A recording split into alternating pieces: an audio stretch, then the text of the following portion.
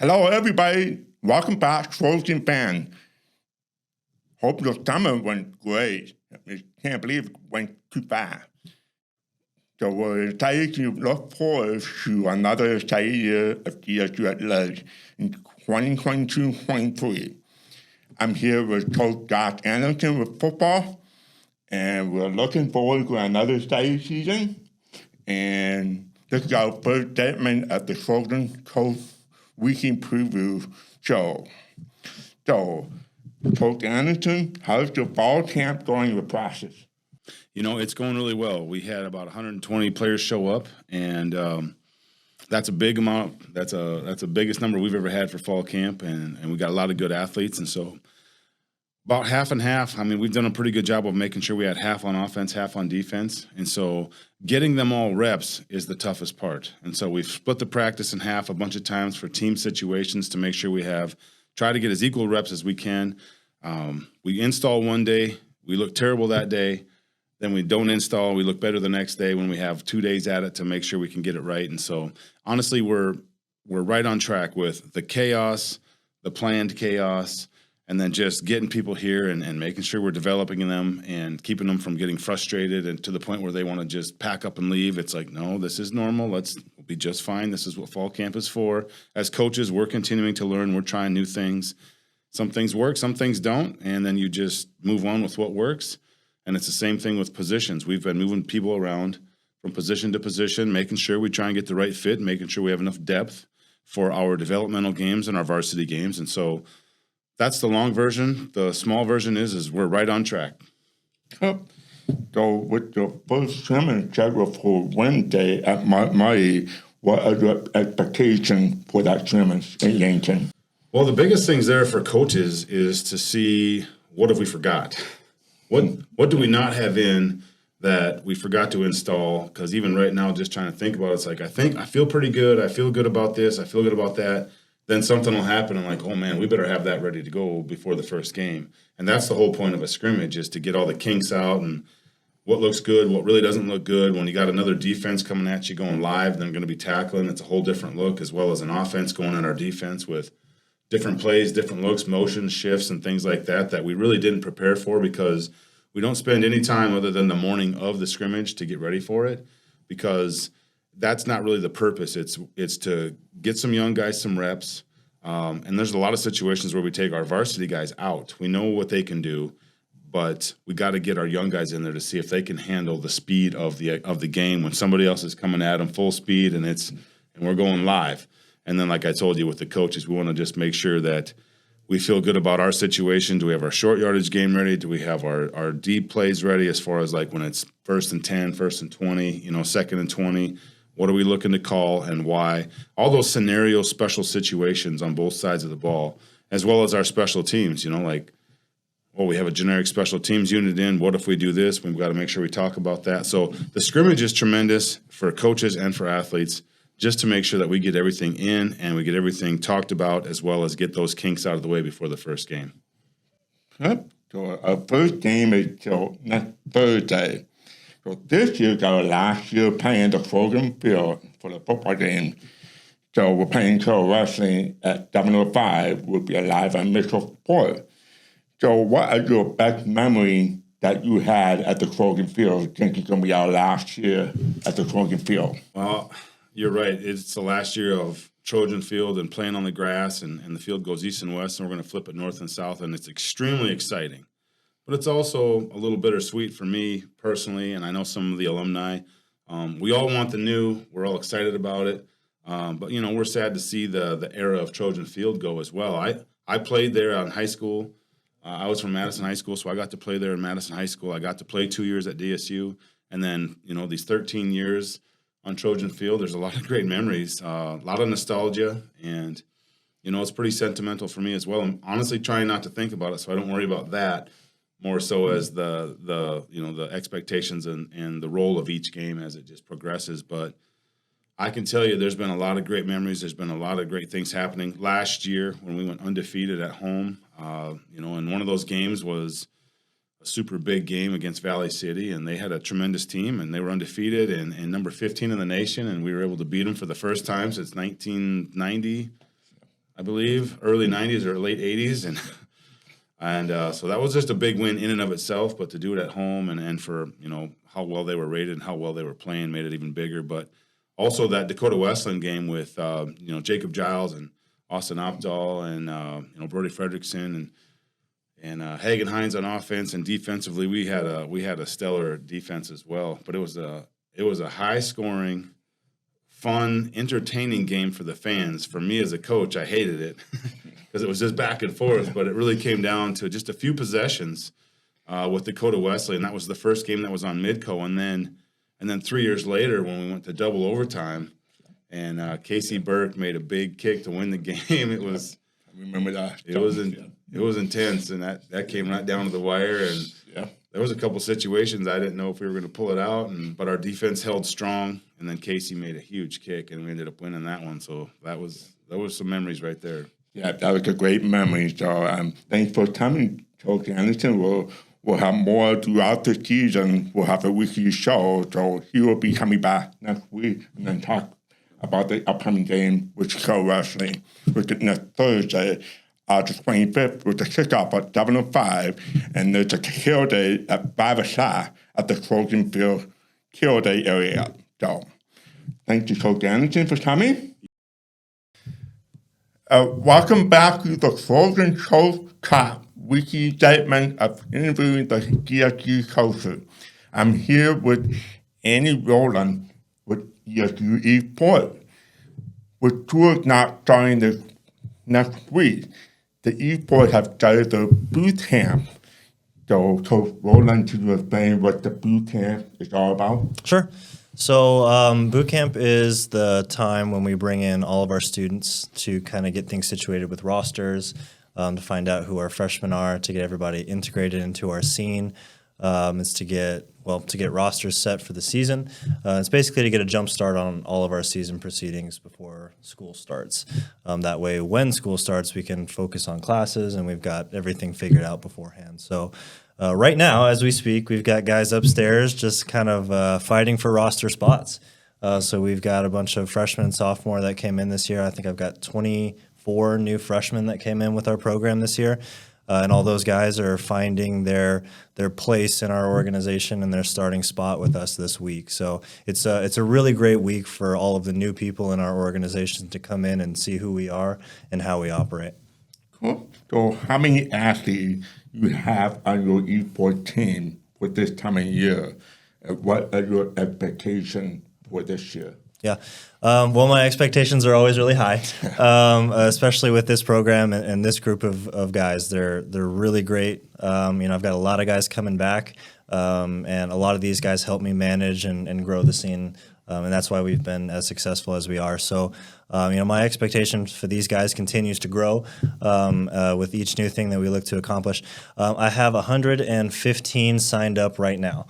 Esports is very fluid. We have a lot of guys that will randomly come into our program and really find their fit with it. Guys that probably didn't hear about us a little early on.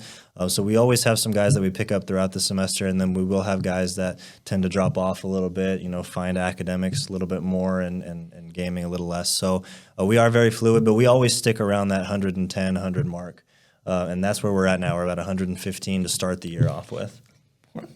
So when your regular season starts, could you tell me more about what game that you start the regular season and the conference and to end the season? Yeah, so the biggest conference that we compete in is Collegiate Champions League, or CCL. It's the league that I started. It's the league that we do with North Dakota, South Dakota. We've got some Iowa schools, we've got some Nebraska schools, and we've got some Minnesota schools now this year. So we're growing a lot, and it's been a little bit difficult to kind of keep up with, but it's fun. It's great. It's some of the best competition that's out there right now in the Midwest, at least from our perspective. It's been great. CCL's been really great. We're really looking forward to our Valorant season. They finished second last semester behind USD. It was a really hard-fought match. We're really close with them, and we really think that we have them. We just got a little unlucky. So we're looking forward to that season again. League of Legends finished fourth They had a really hard-fought year last year, but we graduated some really key pieces last semester. So we've got like 5 or 6 new freshmen coming in just for League of Legends this year. So we're looking really promising. We're looking to develop some of those freshmen right now, put them into play. Usually it takes about a semester for them to really start honing in their skills, especially for a new freshman who's been playing at home alone for so long. Putting them on a team and getting them that practice with their teammates and things like that, it really gives them some structure. So we're really excited to see how League is going to be growing within the next couple semesters. And then Rocket League is brand new to CCL as of last semester. So we're bringing back those 3 guys for Rocket League, and we're looking to improve with them a little bit more. Rocket League has always been on campus for us, but it just started with CCL. So we're really looking to help them sort of improve in the CCL leagues and stuff. We're amongst some really good competition for Rocket League, so it's looking really good for us as far as competition goes. And then we've got a bunch of other leagues that we're kicking up. We've got Rainbow Six that's going to be starting here soon. Collegiate COD has been doing really good. Our Call of Duty guys are some of my best guys that we've got in our program. Those guys are really awesome. So everybody right now is kind of figuring out their teams and their rosters, and then as school starts, everybody will be shipping into competition. And you have like conference tournament at the end, right? Yeah. CCL, it's going to be at DSU November 19th and 20th. We always host it in the fall, and then we kind of workshop it to see who else wants to do it in the spring. But we always host in the fall up at the Playhouse here on campus, and that's always been one of the more fun things that we do on campus, is these live events. So make sure you follow the DSU eSports on your Twitch. Is that what it is? Twitch? Yeah, our Twitch channel, it's Trojans Esports. And then same thing for Twitter and Facebook and everywhere else. We're Trojans Esports pretty much across the board. You can check us out on twitchtv.com. Cool. All right, thank you to Coach Roland for coming down. And we will see him throughout the season, and we'll talk more about DSU Esports. Great. Thank you. Thank you. Just welcome back to the Trojan Coaches Chat, a weekly segment on DSU Athletics YouTube to interview all the DSU coaches during the season. I'm here with Coach Amy Veenhof with the volleyball team and help you preview about the volleyball team. So you started the fall camp, so can you tell me how the fall camp coming? Yes. We haven't had any major injuries, so that's good. We've been practicing for about a week and a half. We brought our returners in a little bit earlier just because we're taking the trip to Florida, and we leave for that on Thursday. So we brought them in a little bit earlier since most of the players that are going to Florida are returners.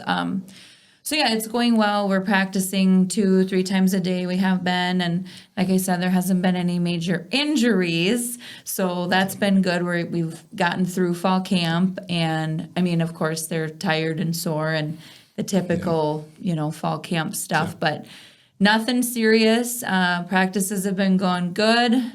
The new gals that have come, that have joined us, have been doing a really good job, and kind of came in, and it's like we didn't miss a beat. Like, the returners being back and having as many as we do, we just kind of jumped back into it, and the new kids have done a good job of coming into and practicing. So. You know that last year the North Star Conference that we finished third. So this year the coach picked it up. She finished third at the end of this year. Yeah. So with the very tough conference in the North Stars, could you tell me more about the North Star Conference that we qualified for the national tournament for the second time in 3 years last season? Yep. So can you tell me more about the North Star Conference? Yeah.